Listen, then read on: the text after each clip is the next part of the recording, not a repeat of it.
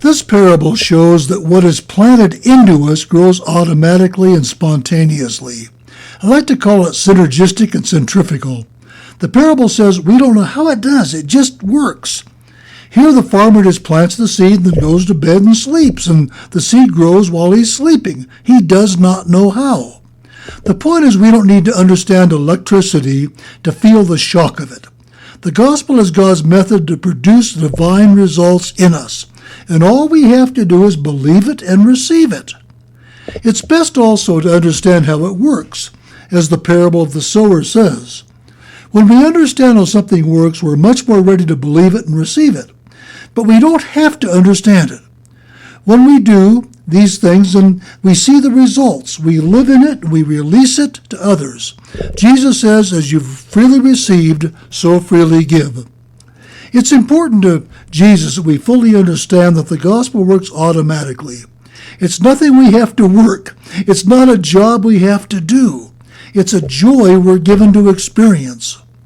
It's God's kingdom process in us.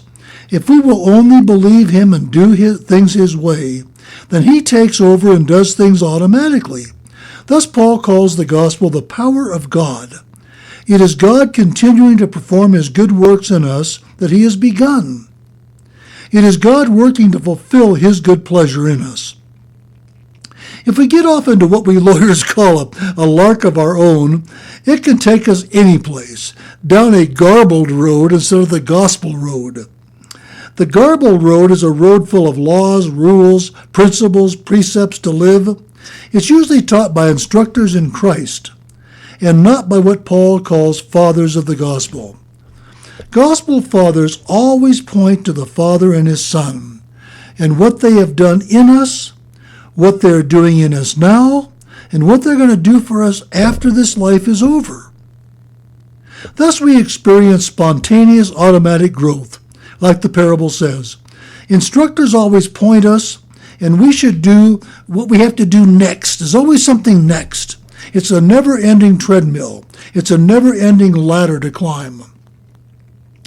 The gospel is a divine reality that is authored and finished by God himself working in us.